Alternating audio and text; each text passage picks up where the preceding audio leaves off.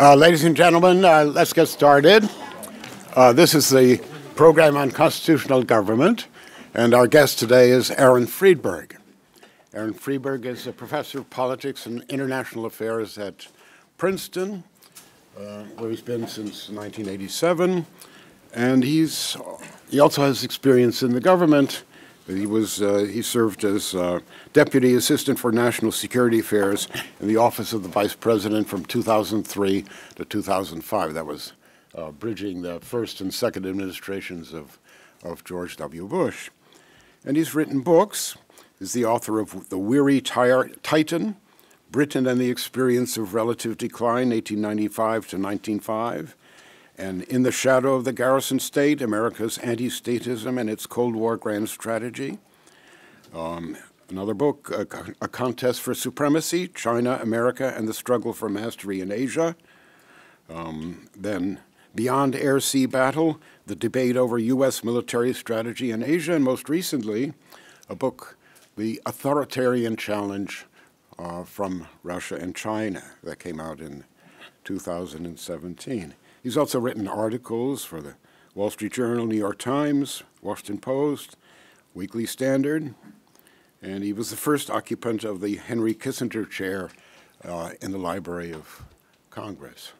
So this is Aaron Friedberg, and he's going to talk on U.S. and China, a new Cold War, question mark. So, thank you very much, Harvey. It's always a pleasure to be back at Harvard. Oh, yes, I forgot to say, he's a Harvard graduate from 1978, and he got his PhD in the government department in 1986. That's my most important qualifications. And I was going to say, I didn't have this good sense to study with Professor Mansfield when I was here, but I did live in fear of his one-man campaign to reduce grade inflation in the 1970s.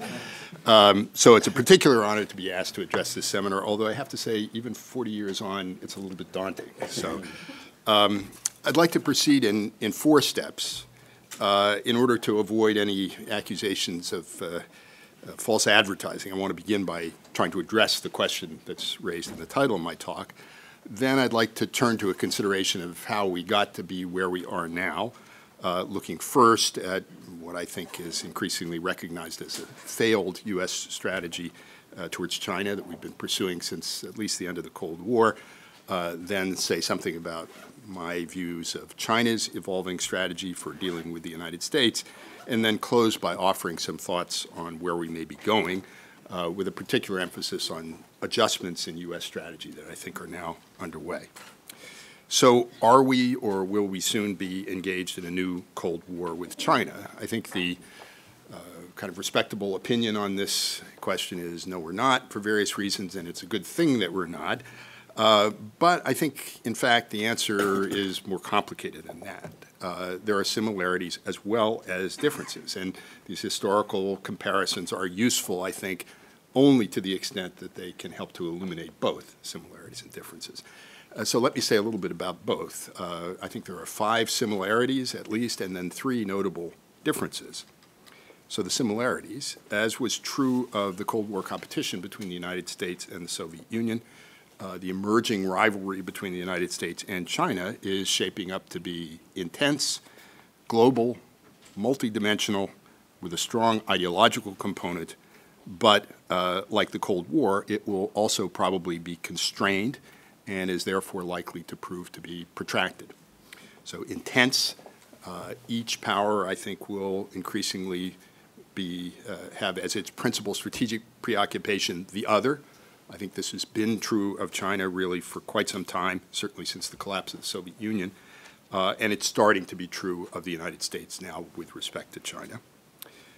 Global, from an initial focus on the Asia-Pacific, which was really the core of this rivalry and still is in many ways, the U.S. and China have begun to compete for influence and access all the way across Eurasia, all the way to Western Europe, down through the Middle East, into Africa, across the Atlantic, into the Western Hemisphere, north and south to the 2 poles, beneath the seas and into space. So it's really in every direction. In addition to geographic expansion, like the Cold War, the current competition has broadened out across domains. So it now includes military, economic, technological, espionage, counter-espionage, diplomatic, and information or political warfare elements. Ideological. What's beginning to unfold is a struggle for power and influence, like previous eras of great power competition. But as was true of the Cold War, it's more than that. At its core, I think it's a rivalry between a liberal democracy and an authoritarian regime with what I would describe as totalitarian aspirations. So a contest between contending models or alternative ways of organizing political, economic, and social life. For all of its obvious intensity, this rivalry, too, is and will likely remain constrained. After all, among other things, it's being played out under the shadow of nuclear weapons and an awareness on all sides of the potentially enormous costs of direct military competition or confrontation. Given the strengths of the forces propelling it and the fact that it's unlikely to be resolved through some kind of decisive clash of arms, I think it follows that barring a radical shift in policy by either side, which can't be ruled out, the U.S.-China rivalry is likely to drag on for some time, for years and maybe for decades. After all, it took 40 years for the U.S.-Soviet Cold War to play out. We're just in the early stages of this one, I think. So those are some similarities. There are also differences between then and now, and let me just note three. First and most obvious, in marked contrast to the Cold War relationship between the United States and the Soviet Union, the U.S. and China are deeply interconnected in terms of flows of goods, capital, but also people, ideas, information, data. And at least until very recently, it was generally assumed that these linkages created strong incentives for cooperation on both sides and were an additional constraint on the possibility of confrontation and conflict. I think that's starting to change somewhat. Second, largely as a result of its economic engagement with the United States and the other advanced industrial nations, China's been able to grow far more rapidly than would otherwise have been possible, and to advance to the point where it may be able to pose a serious challenge to the United States in ways that the Soviet Union was never able to do. The overall output of the Chinese economy, depending on how you measure it, either already does or will soon exceed that of the United States. When that happens, it'll be the first time since roughly the 1880s that the United States hasn't had the world's largest economy. And I think the first time since the early 19th century that the U.S. has faced a potential opponent with aggregate resources greater than its own. And by comparison, the Soviet economy never got to be much more than a third the size of the United States. In addition to these sort of aggregate capabilities, in contrast to the Soviets, who started out closer to the United States in terms of their technological capabilities in the aftermath of the Second World War in the 40s and 50s, but then for various reasons tended to fall further and further behind, the opposite appears to be happening with China. It's rapidly closing the gap in a number of areas, and it's doing so in part through its own efforts, but also by exploiting the openness of the United States and other Western economies to acquire technology through a variety of means, including business investment, recruitment of scientific talent, and theft, using both cyber intrusions and more traditional means of industrial espionage. And what this may mean, among other things, is that in future it'll be more difficult for the United States to rely on its preferred approach to deterring and, if necessary, defeating potential rivals by maintaining a wide qualitative edge or an advantage in technological capabilities. Third and last, our extraordinary openness and our deep economic engagement have given Beijing access to and leverage over our society and our political system that the Soviet leadership could only have dreamed of. This is partly a matter of deliberate influence operations that are designed to shape the perceptions of our people and our policymakers, but it also reflects the normal functioning of a pluralistic, democratic political system, the existence of a variety of influential companies, groups, and individuals who, for a range of usually legitimate but often self-interested reasons, have lobbied strongly in favor of preserving a good relationship with China, almost regardless of Beijing's behavior. And the effect of all of this, I think, has been to slow our reaction to China's growing power and its increasingly evident ambitions, and to delay the formation of a political consensus on the necessity of doing so. And I don't think such a consensus has yet formed. So these three factors taken together, I think, mean that the emerging rivalry is actually likely to be even more difficult and challenging for the United States than the Cold War. So how did we wind up in this situation? For the better part of 4 decades, certainly since the end of the Cold War, the United States has pursued what I would describe as a two-pronged approach to dealing with China, one that combined balancing with engagement.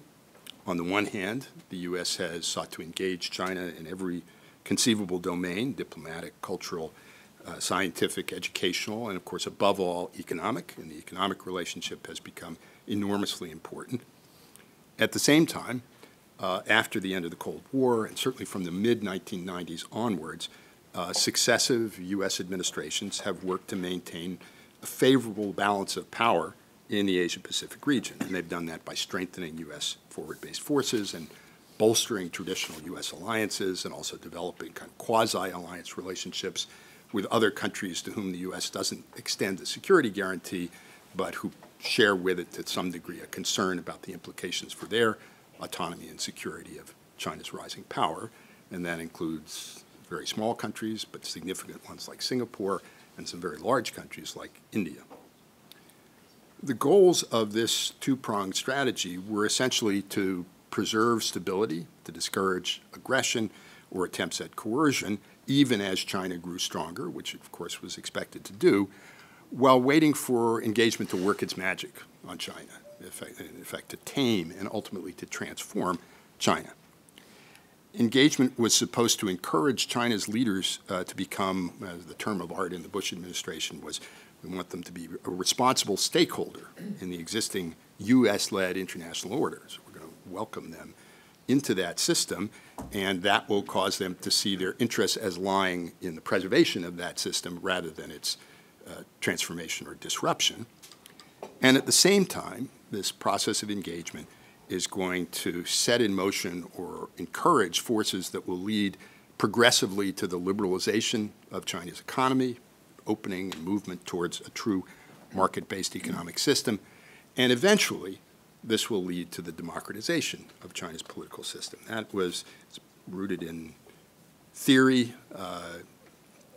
and this mixed approach promised economic as well as strategic benefits for the United States. It had strong domestic support on both sides of the aisle. Everybody is now sort of in retrospect, or not everybody, but many people saying, well, this was a mistake, it was foolish, and we didn't want anything like this. In fact, that's not true. Basically, everybody was for it, and it was not, from the start, an obvious mistake. But I think, in retrospect, it's clear that it was a gamble. And it's become increasingly apparent in the last decade or so that the gamble hasn't paid off, at least not yet. China has clearly become richer and stronger, but instead of loosening its grip, the Chinese Communist Party, or CCP, regime has become even more repressive and more militantly nationalistic. Instead of evolving towards a true market-based economy, Beijing continues to deploy, and in certain respects has expanded its reliance on state-directed, market-distorting, mercantilist trade and industrial policies. And meanwhile, from an American perspective, and not only the U.S., China's external behavior has come to be seen as more assertive and even, in certain respects, aggressive. In my view, the simplest explanation for the failure of U.S. and Western strategy is that it underestimated the resilience, the resourcefulness, and the ruthlessness of the Chinese Communist Party and its determination to hold on to domestic political power. So even as they opened up and began to enjoy the enormous benefits of trade and investment with the U.S. and other Western countries, China's rulers worked diligently to retain control over the direction of their national economy and to preserve their grip on the Chinese people through an evolving mix of surveillance and repression, but also co-optation, particularly in the form of economic benefits, and also nationalist propaganda and indoctrination. So they found a way to enhance their wealth and power without having to fundamentally alter their economic and political systems, or to abandon their ambitions, and without, up until quite recently, triggering a powerful counter-reaction from the United States. In short, they developed a strategy that, at least for the moment, has successfully countered and neutralized our own. So let me say a few words about that strategy. Over the last 40 years, arguably since the founding of the People's Republic, its rulers appear to have had three broad objectives.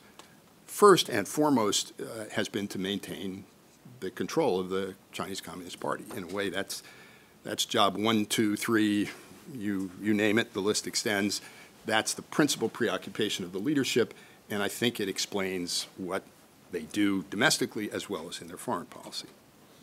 Second, it appears that China's leaders have for some time had the ambition to restore China to what they see as its proper historic status as a preponderant power in Eastern Eurasia.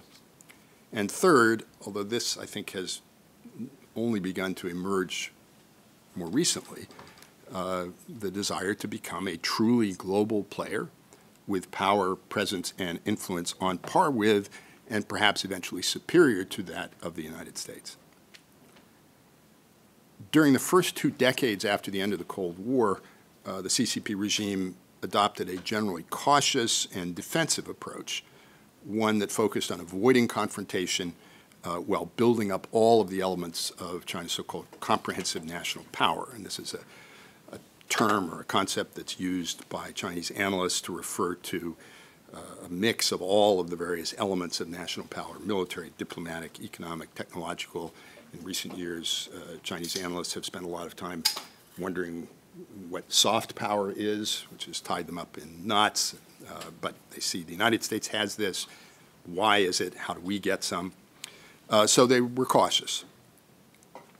As their capabilities have grown, however, China's leaders, I think, have begun to reach out beyond their borders in an attempt to reshape the world, or parts of the world, in ways that they believe will make it less threatening and more conducive to the long-term survival of their regime. So in a way, just as at the turn of the 20th century, American policymakers set out, as Woodrow Wilson said, to make the world safe for democracy, so also, since the start of the 21st century, their CCP counterparts have been working more openly and vigorously to make the world safe for authoritarianism, or at least for the continued rule of the CCP in China. And this shift towards a more assertive or outward-directed approach, I think, began to become visible in 2008, 2009, after the financial crisis. It certainly has intensified markedly since the rise to power of Xi Jinping in 2012, 2013, but it is not exclusively a function of his vision and his leadership. I think it's something that goes further back. Like his predecessors, I think Xi is driven by insecurity and also ambition. He fears dissent, social instability, political unrest. He and his colleagues, like their predecessors, I think, are convinced that the United States and its democratic allies are out to encircle his country and to undermine his regime, especially in the aftermath of the financial crisis. The CCP elites concluded that the United States was actually in relative decline, something which had been anticipated but was perceived now to be happening more rapidly than had been hoped, and that their own power was on the rise, and that therefore the moment had come for China to reclaim its rightful place in Asia and on the world stage.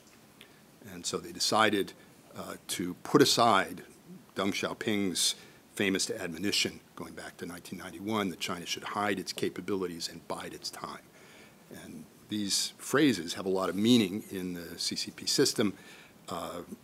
It wasn't officially removed from the language, but it disappeared. And Xi Jinping doesn't use that language, and neither do his colleagues. They talk now about striving for achievement. But even the regime's overall long-term confidence, I think, is tinged with uncertainty and a sense of urgency. China's rulers know that they face serious difficulties in sustaining economic growth, in dealing with the needs of an aging population and a severely polluted natural environment, among other problems.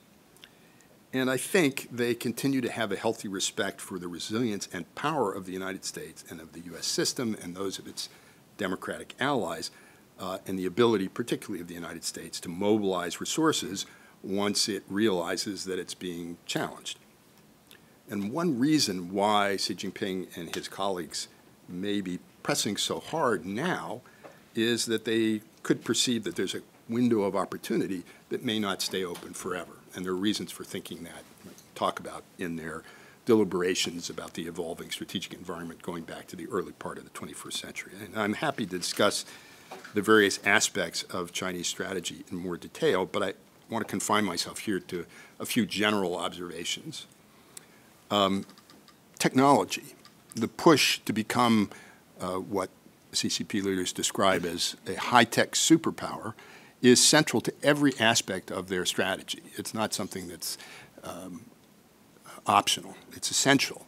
It's essential, as they see it, to sustaining growth.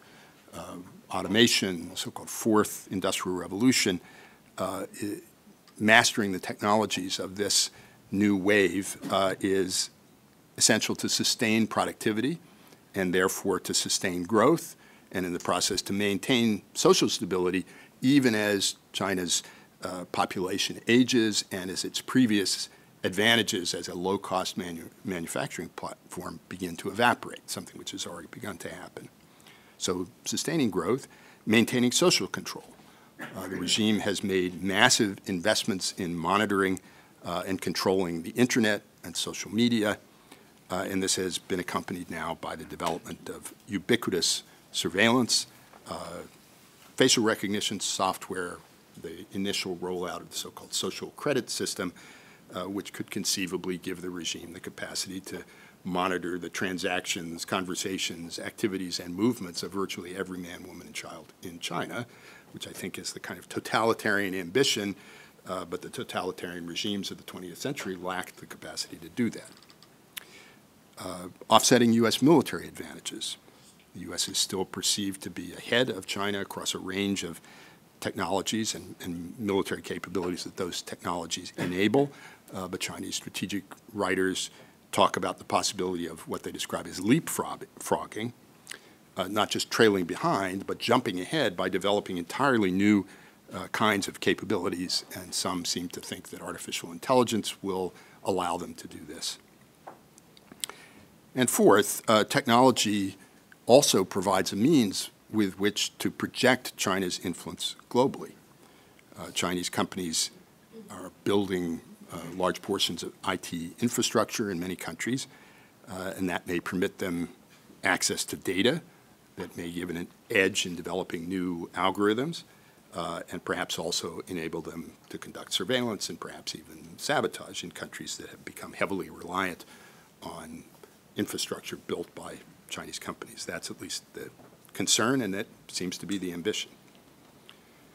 Regarding the means more generally, Beijing is using all of the instruments of its national power to try to achieve its objectives. You could argue about how well coordinated all of this is, but I think I have more than one moment. So all the elements, but the blend of these elements, I think, is different in different parts of the world. And it's useful, I think, to distinguish between China's own region, so the 360 degrees around China, both the maritime and the continental domain, and then the broader global sphere. Regionally, in Eastern Eurasia, and particularly in maritime East Asia, the regime appears to be trying to use its growing military capabilities, in effect, to push the United States back, to undermine the credibility of U.S. defense commitments, and thereby to erode the foundation of its regional alliances, while at the same time using the massive, attractive power, sort of gravitational pull of its huge and growing economy to draw others towards it, so push the U.S. back, pull others in, and also political influence operations to try to weaken resistance on the part of local powers, and also to drive wedges between some of them, and also between some of them and the United States. And you may be aware that there's an ongoing, quite vigorous debate and controversy in Australia, for example, and in New Zealand as well, about revelations regarding these operations. So that's the immediate region. Globally, in part because China's ability to project military power beyond its own region is still quite limited, in other parts of the world, it's pursuing its aims primarily through the use of non-military instruments. Economic statecraft, so China, as its economy has grown, has been able to wield enormous purchasing power, a huge source of demand for raw materials, among other things. China's vast domestic market and the ability and willingness of the regime to hold out both the promise of access to that market or the threat of denial of access to that market gives it potential diplomatic leverage, and also the promise or the actuality of Chinese investment, which has grown significantly in the last couple of years, in particular as part of the so-called Belt and Road Initiative. So there's economic statecraft, influence operations I've mentioned, to try to shape the perceptions and the policy preferences, especially of elites and through them governments. And also a further proof of the malign influence of postmodernism. Chinese analysts now talk about discursive or discourse power, so it's reached all the way. And when they use this language, they're referring to ongoing and very serious attempts to shape the terms of debate on international rules, norms, standards, and institutions. So if we can get other people to adopt our language, they will adopt our concepts, and they are more likely to adopt policies that we prefer. So, for example, the idea of internet sovereignty as compared to internet freedom, so the notion that governments really have a legitimate right to control their own information space, or the notion of the right to development, which Chinese officials talk a lot about, as compared to broader notions of human rights, the notion that economic development and the right to development should take precedence over all of these other rights. And more generally, and this is something that is relatively new, I think, a much more open critique of what Chinese authors and analysts and policymakers now refer to as so-called universal values, by which they mean the values of liberal democracy, and which the CCP now denounces as not universal, but merely Western or even more narrowly American values that the United States is trying to impose on others around the world, including China.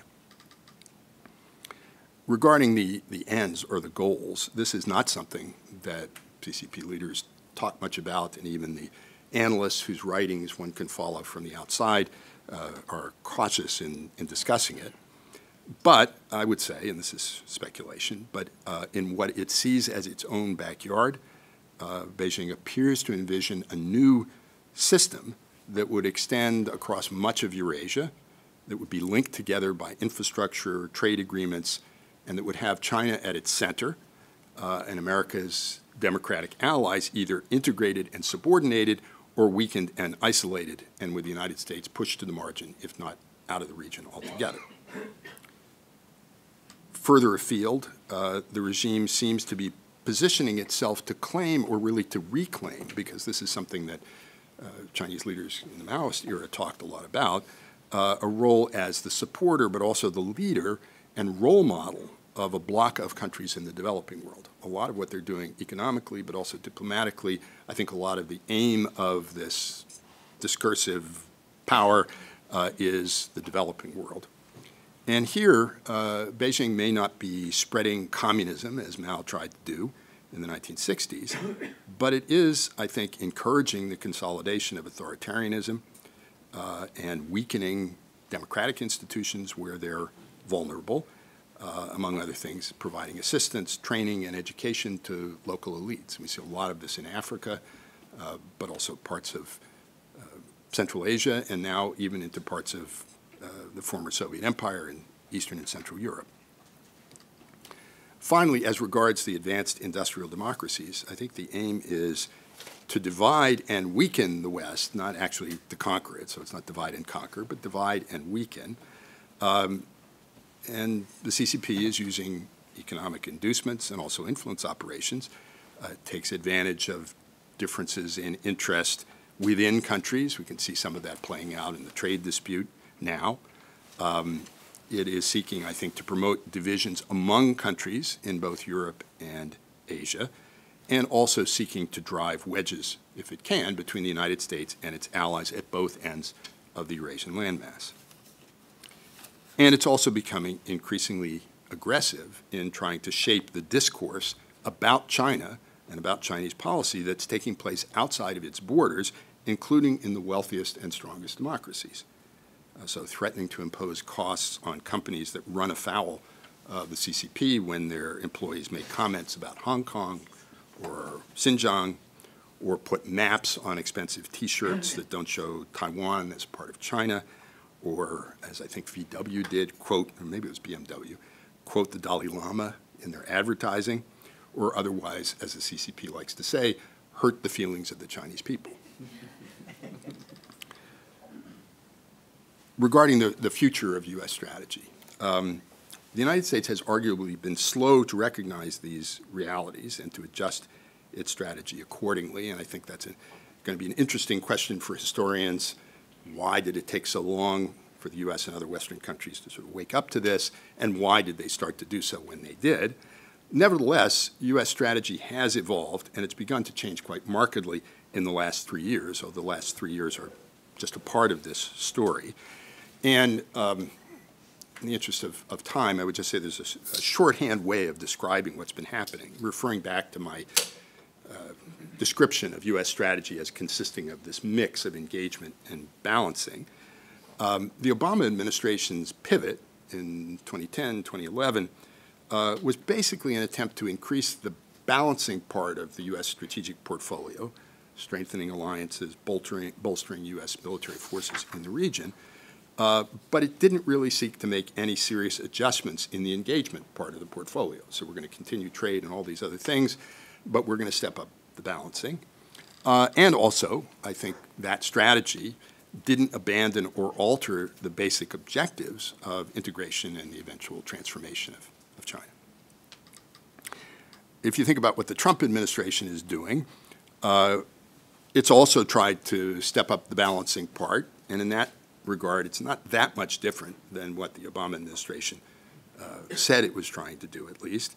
So in the military part, identifying China as a major strategic competitor, which seems trivial but has major implications for the Defense Department and people in military services. Increasing defense spending, at least for the time being, talking about building up the Navy and so on. On the diplomatic front, the so-called free and open Indo-Pacific, talking about the Quad. Again, these are not radically different than the policies that were pursued by the Obama administration, and the objective is to kind of strengthen and maintain this balance even as China grows stronger. But in addition, and this is the novelty of the current administration, it has taken steps to constrict engagement in various ways, and that's something that no previous administration has done.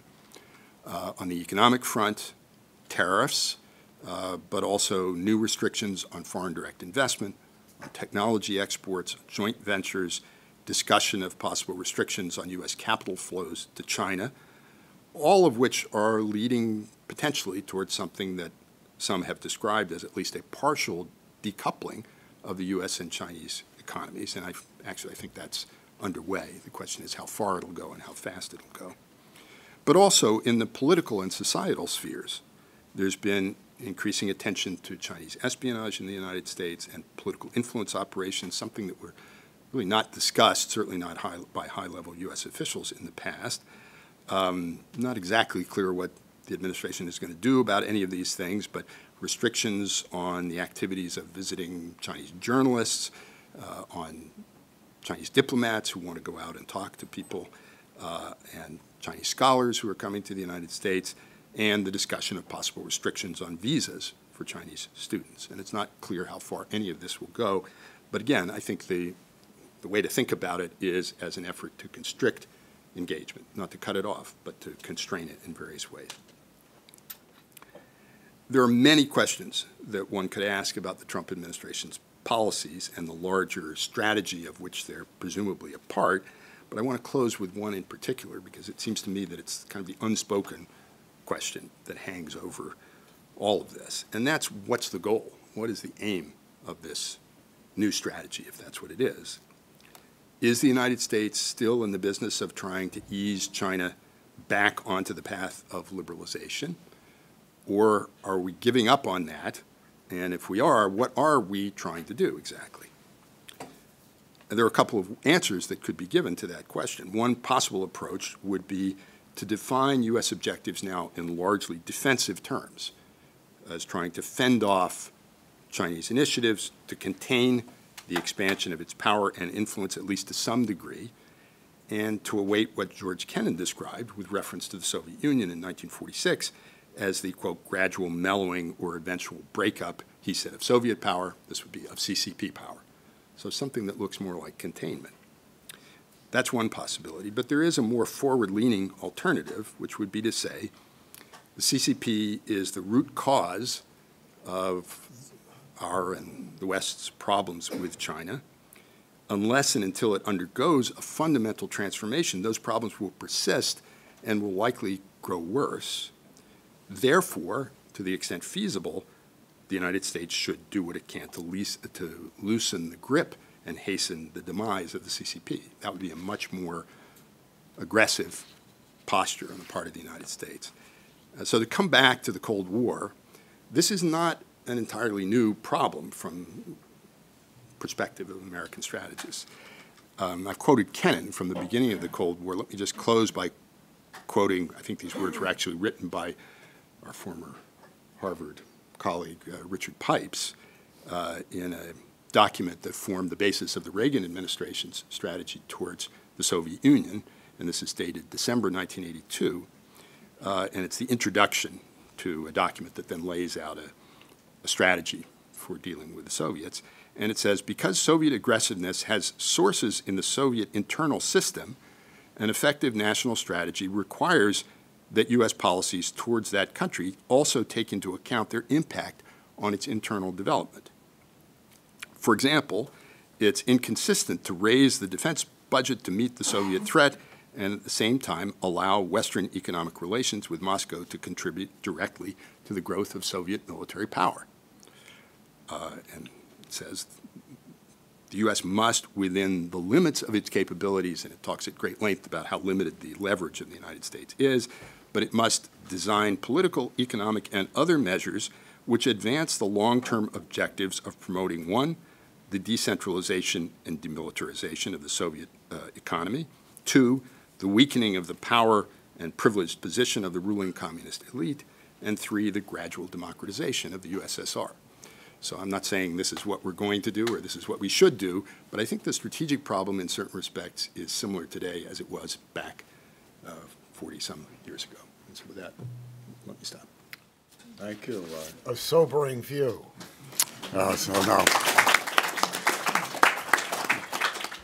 Now questions. Yes, sir. Does the United States truly want a a true market-based economy in China, or keep the status quo? If a true market-based economy in China would hurt the United States economy, if there was a true market-based economy in China?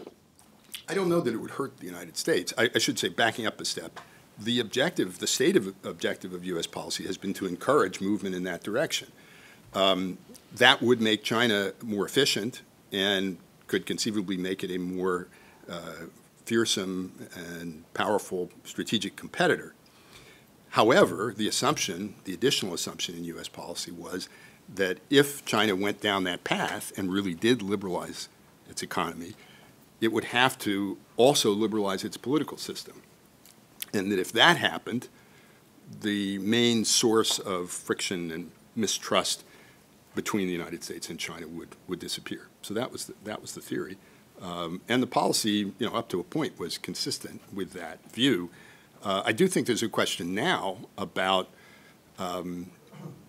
if we think we're engaged in an intensifying strategic competition with China from a cold-blooded strategic perspective, maybe it's not in the U.S. interest for China to do the things that all the Western economists have been encouraging them to do and which they've been very resistant to do for various reasons, because it would make them more efficient. And unless it led to changes in their politics, it would mean that they would have more resources with which to compete with the United States. I don't hear anybody talking about that.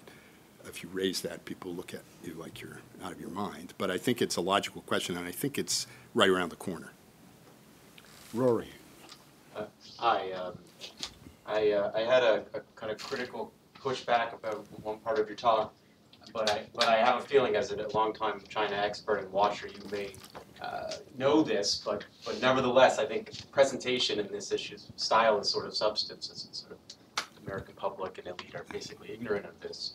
So you talked about ideology, and you quote the long telegram, and I'm thinking a lot of your colleague at Princeton, Stephen Kotkin, who said that one of the important discoveries of Sovietologists at the end of the Cold War was that the communists, Stalin and on down, really believed and spoke in private the same as they spoke in public. Mm-hmm. They really believed in Marxist Leninism. It seems to me, that the Chinese do not believe in Marxist Leninism or communism. I suppose it's a tautology that Xi Jinping believes in Xi Jinping thought.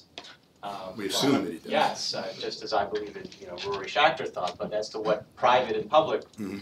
So that seems to me a major difference, and actually a major strength of China, that they don't believe in an insane and ridiculous ideology. So that's sort of the first. And the second is just if you could speak to these fears I have about U.S. national policy on Huawei, on quantum computing, on R&D spending, on general technological edge. It seems that if someone had to ask me, I would say it's a gigantic problem. We are in huge trouble. Google wouldn't work with the DoD on Project Maven, and meanwhile the Chinese outspend the U.S. 5 or 10 to 1 on these critical technologies. The policies necessary to compete against China in these areas are tremendously expensive, such as a nationalized semiconductor industry, which we currently have almost none, and so on and so forth. So in a way, it sounds as if, if you're right, that the solutions, sort of practical next steps on policy, are way, way beyond these trade tariff stuff. And meanwhile, we tried on Huawei just now in the last year. We failed completely, mainly because we can't supply 5G ourselves. It's not just that it wasn't just some kind of influence persuasion failure. We can't really compete. So I was wondering if you could, that makes me very worried and fearful as someone who's fairly convinced of this rivalry is already. Let me answer the first one just briefly, and it's an important question. Whether or not the current Chinese leadership is, whether their adherence to Marxism, Leninism, I don't know, and I rather doubt. I have no doubt that they're Leninists. In other words, that they believe in the continued domination of a single political party, and everything they do, as I said, is designed to maintain that control. And they use Leninist techniques and Leninist terminology. They still have the vestiges of a kind of conspiratorial revolutionary party. Now there's an overlay of Chinese thoughts, and in fact now Chinese theorists are trying to sort of awkwardly blend Marxism, Leninism without sort of throwing it out with portions of traditional Chinese thought that they think will be helpful, but helpful in a very specific way, which is to bolster the legitimacy of the regime. So I think they're Leninists. They're not Marxists, but and as you say, that has enabled them to be very flexible on certain issues of policy up to a certain point.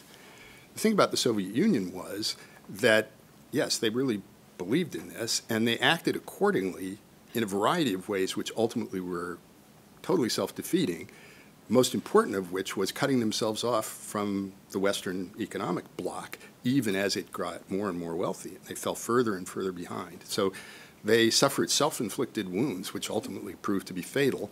And the Chinese leadership has done exactly the opposite, which is to try to integrate as deeply as possible in the advanced industrial economies for reasons that I think are increasingly clear. So I insist on the Leninism.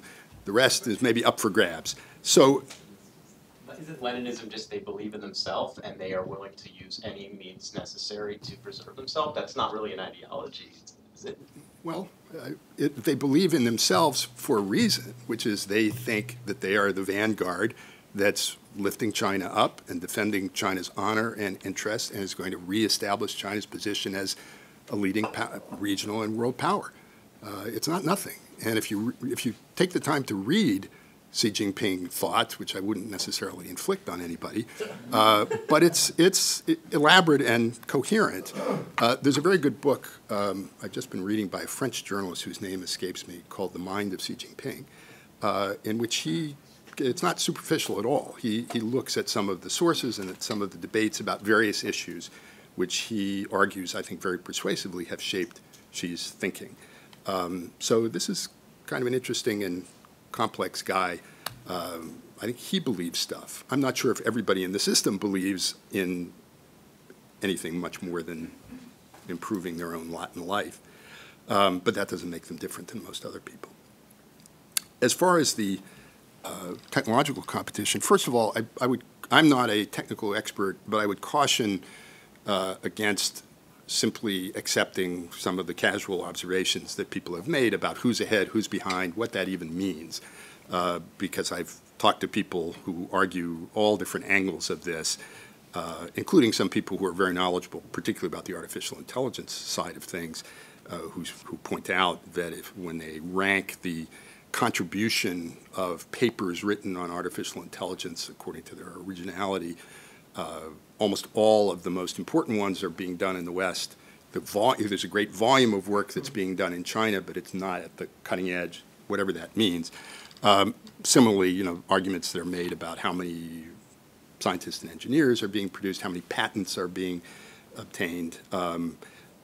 There's not a one-to-one correspondence between those indicators and actual technological performance. It's not to say that they're meaningless or they're sort of hapless. That's not the case at all. And they are trying to devote enormous resources to this task. I don't think competing with this is beyond the means of the United States or of the Western powers more broadly, provided that there's some recognition of the need to do that. And I base that in part on the history of the Cold War.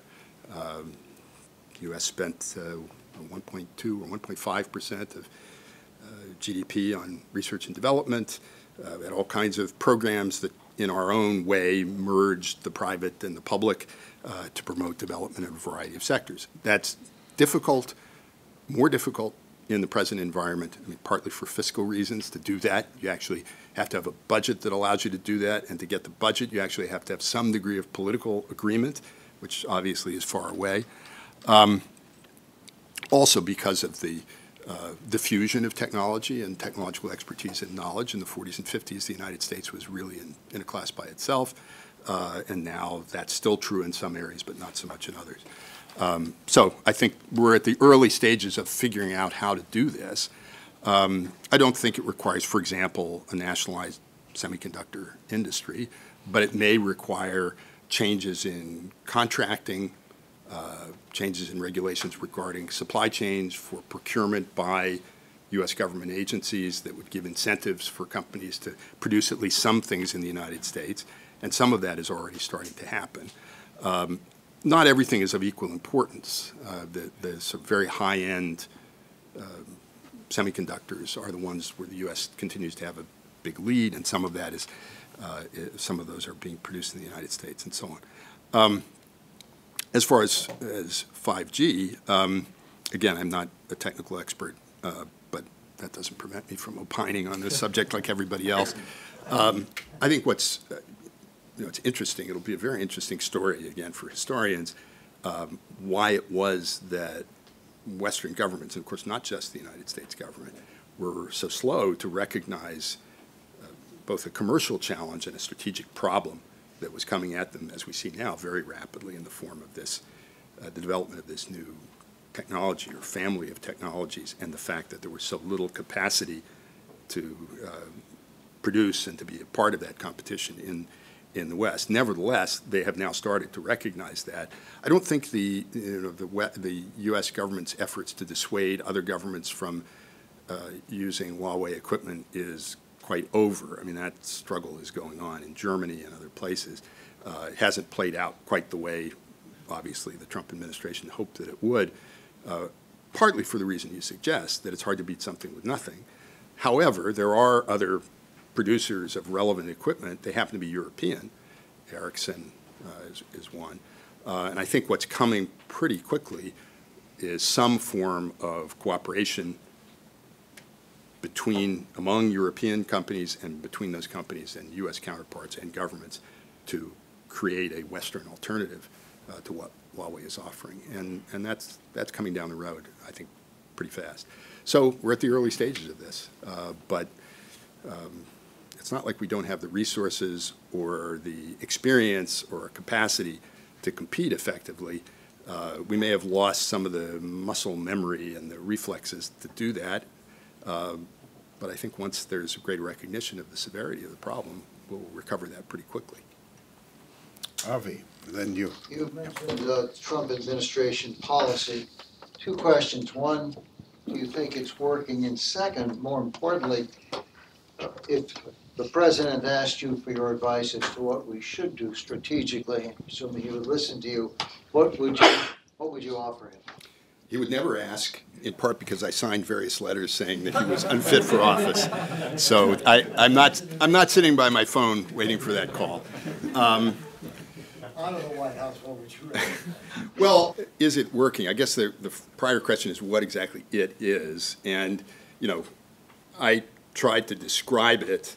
It may be assigning a little bit too much to it to describe it actually as a strategy. It's a set of policies that are pushing off in various directions. I think there is a kind of a logic to it. I'm not sure that it's as tightly integrated or fully thought through as I would like. But let me just take the one piece of it, the economic piece of it. Is that working? I think, at least as far as the immediate trade issues are concerned, the answer is pretty clearly no. And it seems, according to the reports yesterday in the Washington Post, that the administration has effectively given up on the idea that it will be able to coerce China into changing some of its industrial policies, subsidies, and others through the application of tariffs. And that was sort of the idea, at least on the part of people other than the president, who was fixated on the bilateral trade deficit. I think that failure was predictable. I predicted it, among other people. It wasn't unique, because we didn't have the leverage, and also because those policies are so integral to the CCP system. So in my view, the question now becomes, we try to persuade, in effect, to persuade China to change and liberalize through sort of gentle encouragement and inducements, bring it into the WTO and so on. The Trump administration has been trying to coerce them into changing with much blunter tools. If both of those methods fail, then the question is what comes next. And I think the question really is, how do you live with and deal with a very large actor that is behaving in the ways that China is behaving and is determined to continue to act in those ways? And I think, again, we're in the process of working that out, but some of it has to do with sort of taking defensive measures to protect against some of the things that China has been doing that are predatory. And that's going on kind of behind the scenes. I mean, the big focus has been on tariffs and the president's meetings and so on. But the other stuff that I mentioned, like the tightening of restrictions on foreign direct investment or the new export control regulations, that's actually much more serious. Some of those things were actually pushed by the Congress. They've been discussed for several years, and that's going forward, and I don't think that's going to change. The president may decide to declare victory in the tariff war and say he's gotten a great deal and China's going to go back to buying all the soybeans they were buying before and game over. But this other stuff, which matters much more, I think is going to go ahead. So, yes. What are there any parameters that you are going to use to elevate a rivalry to a Cold War level? In particular, for example, you look at the behavior of other countries. When the old Cold War, when U.S. and Soviet Cold War, most countries would take side, right, one or the other. But for this situation now, a lot of countries seem to be unwilling to take sides. So how do you measure it? I hadn't thought about it in quite that way, and I was trying to sidestep the question of whether it was or not by saying there were similarities and differences. At least for the moment, what you say is true, and I don't think we know quite how this is going to break or whether it's going to break. In other words, For now, a lot of countries are pursuing a kind of dual-track policy of trying to maintain good relations with China largely for economic reasons and good relations with the United States largely for strategic reasons. And up until very recently, it wasn't the United States that was saying, you know, you have to choose. It was more the Chinese implying that, for example, as the ambassador to Australia said last year, you know, you can't expect to continue to have this wonderful economic relationship with China if you continue to kind of follow the lead of the United States. The Trump administration, I think, on some issues like 5G, Huawei, is now stepping in and trying to get other countries to choose sides, in effect. And it's a mixed bag. Some are for their own reasons and some aren't. But you're right. The Cold War was characterized by, for at least a while, a bipolar division in the world. That's not what we see now. I don't think we're anywhere close to that. Yes, Pat. Yes, we have, I think, a third player here, one not with necessarily the same economic cap, but one which is attempting to reassert itself, and that's Russia. So where does, in terms of your analysis, where does Russia fit into this picture? I think for the time being, Russia and China have a convergence of interest, strategic interest. They're not divided by a common ideology as they were during the Cold War, but they're united by a common anti-ideology, which is their dislike and fear of liberal democracy. So in that sense, they have something in common, especially since the invasion of Ukraine, imposition of sanctions. Russia has been pursuing yet more economic agreements and other agreements with China. I don't think that's going to change anytime soon.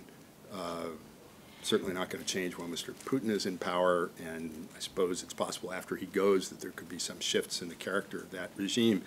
But for now, it's very much invested in taking this antagonistic posture towards the West and seeking shelter and commonality of interest with China.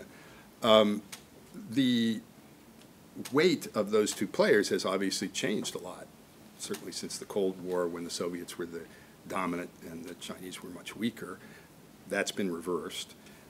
Some people speculate that over time the Russians will become very uncomfortable with this and might seek to turn back towards the West because they'll be fearful that they have this now very large and powerful neighbor that's encroaching on their traditional spheres of influence in Central Asia and elsewhere. And that could happen, but for the moment, actually, the two seem to be finding ways of working together, and they have, as I said, some common interests, even in those zones where their presence and influence overlaps. It probably won't last forever, but I think it's a feature for some time to come, which, in my view, means that the notion that one heard bandied about at the start of the current administration in the U.S., that somehow we could play Russia off against China and do the reverse to what Kissinger did with China against the Soviet Union. I just don't think that's happening. I don't think there is anything that we should offer the Russians that would have a major impact on their policies with regard to China. Maybe the current administration wants to give them the Ukraine, but I don't think that's going to happen. Andy. I was wondering if you could say more about how you evaluate the domestic political strength of the CCP in China, and it would argue, for instance, that, well, you call it authoritarian, but in fact, all these polls show it's widely popular in China. Which polls are those? Well, that's, the argument is, obviously not just the polls, but there's no sign of any significant political opposition inside China from the Chinese. History of China, it's not a system we like, but their point is, well, it is just so-called universal values. They've had this despotism of one sort but another going back, for a long, long time, and if they've made it work, they've shown a genius at it. Who would have predicted China would be on the verge surpassing the U.S. At the close of World War II? Very impressive success. And from their point of view, looking at the West, what you see is decadence and decline. You see a chaotic mess, and therefore there's just a variety of arguments and positions there. So what would lead one to say, on the contrary, you should look at what the regime says skeptically as just propaganda, that they may be on the verge of being overthrown at some point, and therefore we have to maintain our hopes and good spirits in that event? Well, I wouldn't say they're on the verge of being overthrown. I don't think that's likely at all. I guess first to say that there's no doubt that the regime has been very effective in strengthening, tightening its control. It expends enormous resources on doing that. By the Chinese government's own accounting, they spend more on domestic security than they spend on the People's Liberation Army. They have a whole second army, the People's Armed Police, which is entirely inward focused. And then all the costs of running this surveillance system that monitor the internet and so on. So they work very hard at it. But also, it's not just that, and this is, I think, what you're suggesting, at least for people in the wealthier eastern coastal part of the country, there have been enormous gains, economic gains, over the last several decades. And contrary to what Western political scientists predicted, where the expectation was middle class has been the standard bearer of political liberalization. That was true in Europe in the 19th century, true in other parts of Asia in the 20th century. To the contrary, it looks, for the time being at least, as if middle class in China may feel that it has more to lose by any change in the status quo. And as long as things are going along reasonably well, they're content with that. And then there's also nationalism and sort of national pride, and some of that I think is intrinsic and genuine. Some of it is also cultivated by a regime which has also expended enormous resources on a system of so-called patriotic education to teach everyone, starting at a very young age, that China was oppressed by foreign powers, and it was the Chinese Communist Party that brought China back, and the continued rule of the CCP is essential to the preservation of China's greatness. And so it's not like this is a bubbling cauldron of opposition. On the other hand, there were people who advocated political liberalization in China, certainly before Tiananmen. There were even people in the political leadership. After, not so much, but there have been intellectuals and other people who have spoken in favor of this, many of whom have wound up losing their jobs or worse. And there are people outside the country who talk about how China can never truly advance until it liberalizes politically. And there's a strain of thought, which I think is a serious one. It's in the minds of perhaps a very small group of people. In addition, the regime faces major challenges. I mean, the reason they spend so much effort and energy on maintaining control is that they fear exactly that. The economy, the growth is slowing down. It probably is even slower than the official figures suggest, and it is likely to go even lower. So that's been the moment they've been bracing for, and that is likely to be accompanied by increased discontent. Chinese government used to publish figures on what they call mass incidents, which were protests of, I forget, over 10,000 people. I mean, they were not small. And they stopped reporting the figures in the mid-2000s when it got to be something like 70,000 mass incidents. Now, it's a very big country. But those were not political. They were about people who had lost their jobs and showed up on Monday and the factory was closed and they didn't get their wages, or their land was taken over by the local government and given to some big company, or they discovered that a company was polluting the water that was causing their children to get sick. And so there are lots of potential sources of discontent. The regime is also very sensitive to allegations of corruption. And that's why I think Xi Jinping has put such emphasis on anti-corruption campaign. It was not just to go after his enemies, although it was partly that, but also because he believed that it had become necessary to acknowledge the existence of this problem and to be seen to be dealing with it in some way. The difficulty is, I think in a system like the Chinese system, you can never get rid of corruption. Not that any system can, but that it's extremely difficult in one where you don't have independent judiciary, independent police, investigative powers, a lot of money flowing around. So the problem of corruption is not solved. There have been major scandals resulting from, in some cases, the efforts of enterprising journalists to dig into the resources, the family resources of various high-ranking officials. That could happen tomorrow again. It did happen, sort of. There was kind of a near miss for Xi Jinping when an investigation in Australia revealed that his cousin was a high roller at casinos in Australia and was spending and losing millions and millions of dollars. So there are things that people could be very unhappy about.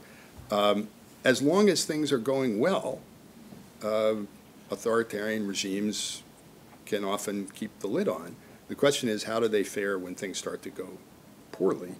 And I think that may be the period that we're beginning to enter into now. I guess one other thing I'd mention, sort of interesting, not, again, a kind of mass popular movement, but some of the things that the regime has been doing internationally intended to promote its prestige and profile have produced criticism in China. So the Belt and Road, there have been a few scholars who spoke up and said, why are we spending all this money in other parts of the world when we have tremendous problems here at home? So we'll see. For now, no doubt, they're in firm control. Yes. Audie. Yeah, I have a question about China's role within international trade organizations. So when China joined the WTO in 2001, it claimed developing nation status, which has enabled it to benefit from some special exceptions in international agreements. But now it's the fastest growing economy in the world. So I'm curious what strategy, if any, do you think that the United States and other WTO members might take in response to this? Well, partly on that issue, but also just across a range of other problems or potential problems where the regime was thought by the West to have agreed or committed itself to adjusting its policies in certain ways. I think there's been a growing discontent or a feeling that that has not happened. The WTO was not designed to incorporate a huge, really non-market economy. It's built for a group of market economies that basically adhere to the same rules. And the question is, what do you do now that you have this giant player in this system effectively gaming it and using it for its own purposes? I think there are a number of potential answers to that question. One, which is more the mainstream answer from trade experts and lawyers and so on who are very much involved in this, is we need to reform the WTO in various ways. And that's been very difficult because it's a very big, diverse organization. Another view, which I think is perhaps held by some people in the current administration, is we should sort of do away with it or ignore it and pursue our interests in bilateral negotiations and not do anything really to strengthen the WTO, just sort of bypass it. So not agreeing to nominate judges to panels that resolve disputes and so on. The third possibility, which I think is the more serious one and might be more effective and may be the way that we're headed in the longer run, is to have plurilateral agreements and arrangements that bind together the countries that are in fact market-based economies and that can agree on principles and rules and kind of recreate what would be in effect a Western or liberal advanced industrial economic system. And that's sort of what existed during the Cold War. The global liberal international order, or whatever people refer to it, really wasn't global, but there was such a system. It just continued, it contained the United States, the Western Hemisphere, the democracies in Europe, democracies in Asia. And those are countries which could conceivably and have talked about, for example, major free trade agreements. We pulled out of the TPP. the possibility of trade agreements with the EU, which were under discussion a few years ago. If you combined the GDP of the TPP countries, the Western Hemisphere, and the EU, it would amount to 60 to 65% of global GDP. So it's a huge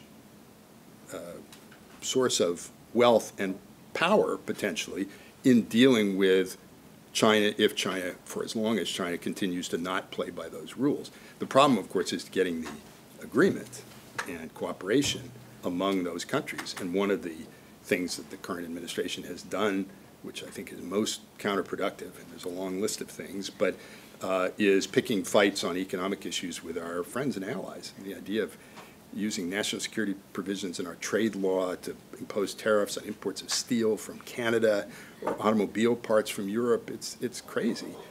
Not just on the face and on the facts, but even more from the strategic point of view. We should be working together with those countries to try to make a common front in dealing with China. One last thing I would say is one of the things that's happened is that there's growing concern about these same issues in Europe and also in Asia. I think the Japanese have been worried about it for a while, but countries in Europe have gotten more concerned and are saying things which are not that different than what's, for example, in the U.S. Trade Representative's reports on China's adherence to its WTO commitments.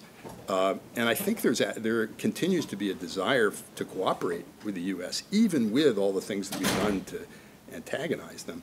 But we just haven't picked that up. I don't think that's, in the long run, a very wise decision on our part. So we may get a liberal order that plays by those rules and then has some different rules to interact with countries that are not truly market economies, in particular China. Yes, sir. Thanks. Thanks for the talk, Aaron. So what you've laid out for us is the sort of general CCP trajectory. I think there's, you can probably come up with an alternative account, which is really that China's current trajectory rests on the current administration, the current Xi Jinping leadership. Going to the 2009-2010 period, that was when he was starting to take over in terms of foreign policy. So if the more aggressive Chinese approach to the world is really a function of Xi Jinping, and you can see this you can make an argument about this domestically too, him getting rid of collective leadership, having him take away term limits and throwing the succession issue into doubt. So if it's a Xi Jinping matter, would it affect your outlook on how the U.S. ought to deal with China? One, and the other one I want to throw in there, you talked about the U.S. working with partners, friends, and allies. How do you propose doing that at a time where the impression is that the United States, especially under the current administration, seems reckless, that it seems to be lacking in commitment? How do you sort of get over that and answer the question of what does the U.S. want? Mm-hmm. Well, those are very good questions. On the first one, I think there's really, there's a policy discussion to be had, but there's kind of a deeper debate, although I don't see it unfolding really yet, but about whether what we've seen in the last 5, 6, 7 years, so since she came to power, is primarily a manifestation of his own views and preferences, or whether in some sense it's an expression of sort of the innermost character of the CCP regime. And I think in a way that reminds me a little bit of the argument that the Sovietologists used to have over whether Stalin was the inevitable result of Lenin. So maybe eventually we'll have a debate like that.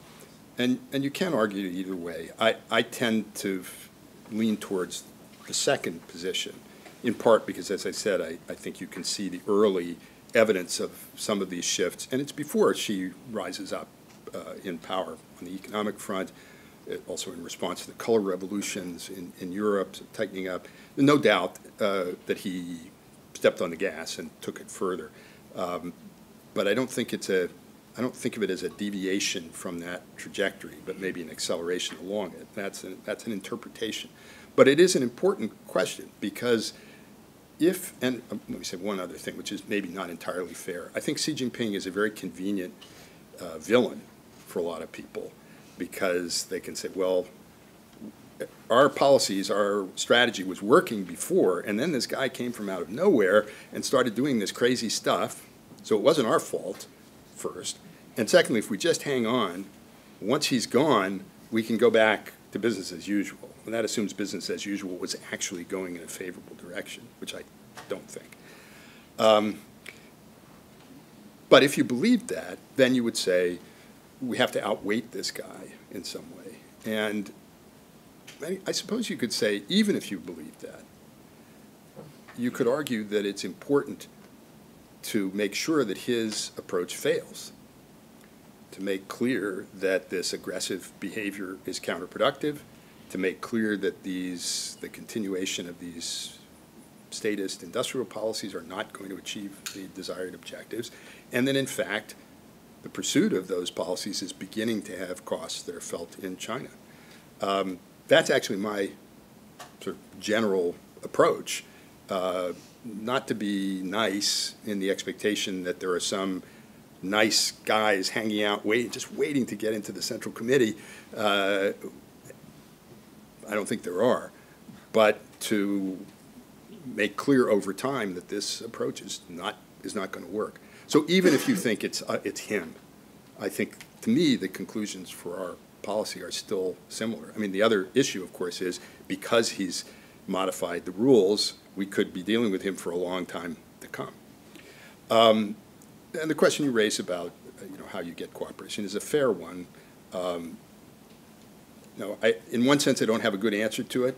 I try not to spend my day with my head on the keyboard feeling discouraged about this. But I would say in the maybe more serious answer is, and I think it's true, we don't know, but I don't think the pattern of our policy in the last 3 years is necessarily going to continue to be the pattern of our policy. In fact, I think in certain respects that's certainly not going to be the case. I can't imagine another leader who would do things in quite the way that our president does. The bigger or the deeper question is, has the trajectory, we're talking about the trajectory of China, but has the trajectory of U.S. policy shifted in a way that's going to cause the United States to start pulling back and to make it less reliable as a friend and ally and kind of compel others to pursue more independent policies? That is clearly on the minds of people, certainly in Asia, but also in Europe, so that you actually have serious discussions about whether Japan needs nuclear weapons, whether Australia needs nuclear weapons. You wouldn't have heard that a few years ago. At the same time, I think in all of those places, for a variety of reasons, there's a real reluctance to start going down that path of greater independence, in part for just the reasons that Trump complains about, which is it's a pretty good deal to be protected by the United States. So if we were in a happy world to get back on a somewhat more normal course in our own policy, I don't think we've turned a corner which is impossible to get back from.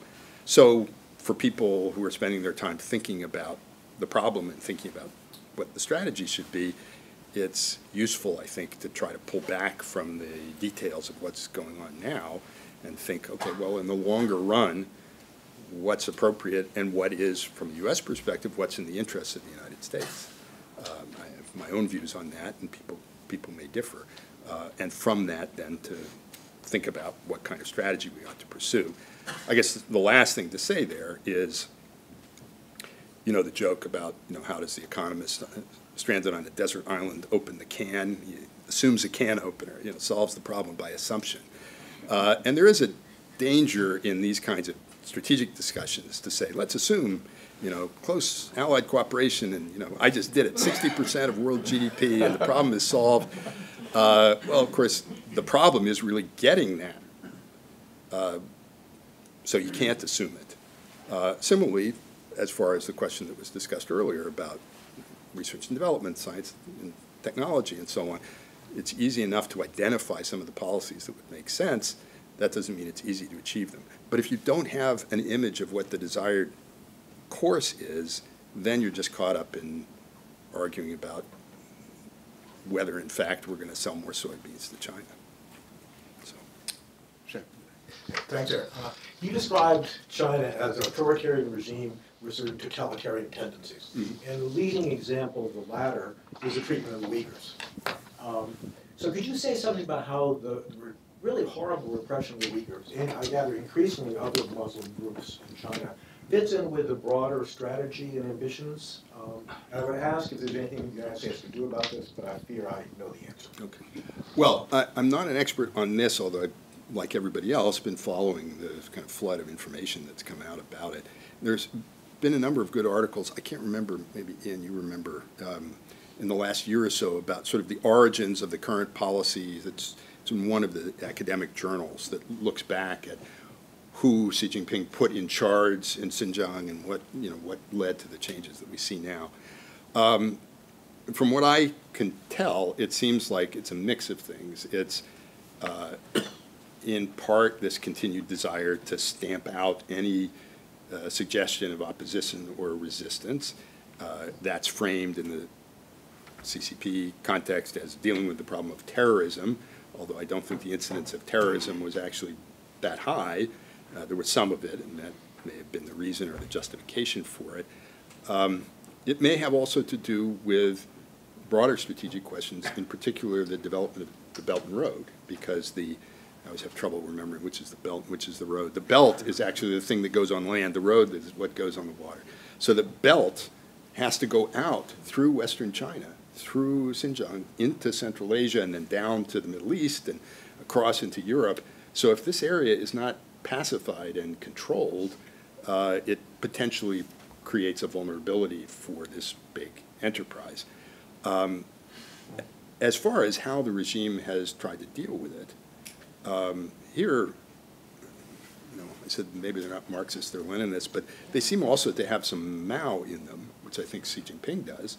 And this whole idea of re-education, my understanding is what they've done is to imprison very large numbers of people and to subject them to bombardment of propaganda, which is intended to change the way they think and sort of break them down and then turn them loose, presumably pacified and resistant to the appeal of fundamentalists. It's a crazy idea, and it seems to me likely to produce a big backlash ultimately. I think they're actually, in what they're doing there and what they may be doing as they push out intra-Central Asia into the Middle East, is making themselves the major target for Islamist terrorism in the next several decades, which is certainly not what they want, but it may be what they get.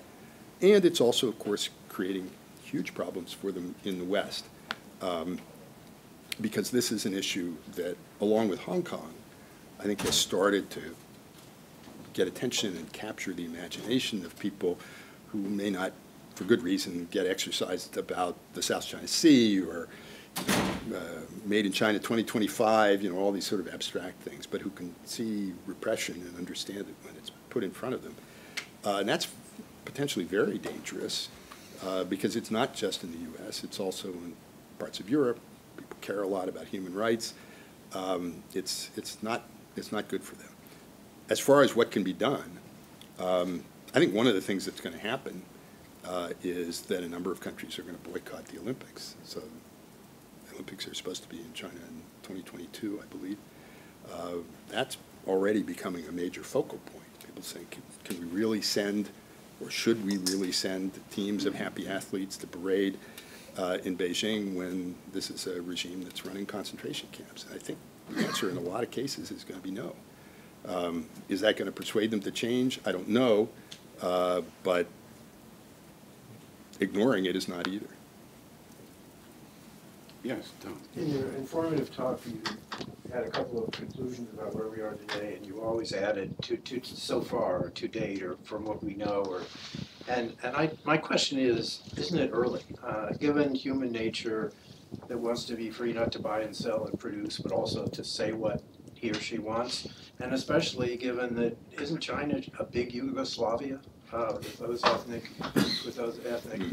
forces suppressed for now, but probably not stamped out altogether ever? Well, I don't think the composition is, you don't have as many large, really different groups. So it's not like Yugoslavia in the sense that you have major proportions of the population that are fundamentally different. It's early, to come back to that point. Yes, we don't We don't know. I think the CCP regime has invested a lot in creating the impression that its continued progress is inevitable. And they actually even say this now, people should get on board and don't get left behind. And they're doing that in part because they're trying to create the reality that they would like to exist, and they're not confident, in fact, that they're going to continue to be able to do that. So whether the fissures are ethnic, there are also growing religious groups in China, including Christians. I think one estimate I saw was something like 100 million Christians in China, and the regime doesn't prohibit the practice of religion, but it seeks to control it. So you have both sort of state-approved churches, but also secret, so-called house churches. And the regime is deeply fearful of that, I think for two reasons. One, because those kind of networks, human networks, enable cooperation and potentially coordination across large numbers and across large areas. And that's the one thing since Tiananmen that their surveillance and repression policy has been designed to prevent. So that's one thing. And that's also why they cracked down so hard on the Falun Gong, because they realized that this relatively small and seemingly kind of odd and harmless group could actually mobilize whatever it was, 10,000 people who showed up outside the main government compound doing exercises in the morning, and the regime had no idea. So coordination, religious groups can do that. And the other thing, of course, is it potentially makes people brave and even unafraid to die. And for a regime that depends on fear to maintain its control, that is a truly frightening prospect. So that is another factor. How that's going to play out, it's too early to say. Yes. Yes. A few years back, maybe 10 years ago, there was a renewable energy firm that was, I think it was working on Fort Devens out in Central Mass. It failed. My question is sort of a multi-pronged question. Why do you think it failed? Did it have something to do with competition from Chinese producers who were using state subsidies to lower their costs? And were I think they were wind turbines. Turbines, yeah. I think that they were in competition with subsidized U.S. oil production, and the Chinese don't have little or no oil production, so that they are not competing with internal subsidies. And the other part of the question is, how do you assess the Trump presidency's suppression of the appointment of U.S. personnel to the trade tribunals, because that effectively disables those tribunals, and the only legal mechanism for distinguishing between trade dumping and trade subsidized trade is through those tribunals. Right. So that I mean, to me, he is in fact an enemy of the United States interests. I mean, that's the question is, do you agree, or is that? I'm not going to take a position on that. Let me just address the subsidies question and then the tribunals. I don't know the particular company that you're referring to, but generally, in a number of industries, including steel, I think aluminum, but also solar photovoltaic cells, and I think wind turbines as well, Chinese government gave a lot of subsidies, encouraged the development of a lot of companies, most of which wouldn't have survived in a truly competitive environment, and then consolidated them and turned them loose on the world. And because they're subsidized, they're able to undercut the prices of foreign competitors and drive many of them out of business and then eat up a very large market share. And the concern, I think, is that even though this is tremendously inefficient, it does work in some cases. And the fear now about some of the more advanced industries, including semiconductors, is that this may be, or electric cars, batteries for cars. This may be exactly the path that China is now going to pursue in a variety of kind of new and emerging technologies. That's what the Made in China 2025 fuss is about, because some bureaucrat somewhere thought it was a good idea in this document to say, well, our target is, to control 90% of the Chinese market by this date and control 50% of the global market by this date. And people noticed that. So it's a real problem. The economists that I know have tended to say, well, they're wasting money, and so we get to buy cheap wind turbines. And maybe that's true, but there probably are some industries that you don't want to give up entirely, and where you don't want to be entirely dependent on industries of a regime which is fundamentally hostile to ours. On the trade tribunals, as I mentioned earlier, I think this reflects the view of some of the people in the Trump administration. I'm not sure that the president is very familiar with the World Trade Organization, but his U.S. Trade Representative, Robert Lighthizer, who's a very intelligent man, has been very skeptical and critical of the WTO. I don't know that they've had a deliberate strategy to kneecap the WTO, but what they've done, and they have a legitimate complaint, which is it takes forever. You can bring these cases, and they drag on for years, and by the time you get a decision, your companies may have been driven out of business, and then you can't really get compensation for that. There is a serious argument. So what they've done is, instead of appealing to these international rules, they've relied on provisions in American law to deal with trade issues which are arguably posing a challenge or a threat to American industry. Some of that, I think, is bogus. So the use of the national security provisions, as I mentioned, to impose restrictions on imports of steel from Canada. But some of it is serious. And the Section 301 cases, which are mostly focused on instances in which Chinese companies are thought to have stolen intellectual property or to have benefited from subsidies or other unfair trade practices, they've used American domestic law as a justification for imposing the tariffs that they have. So on the one hand, it's not totally lawless.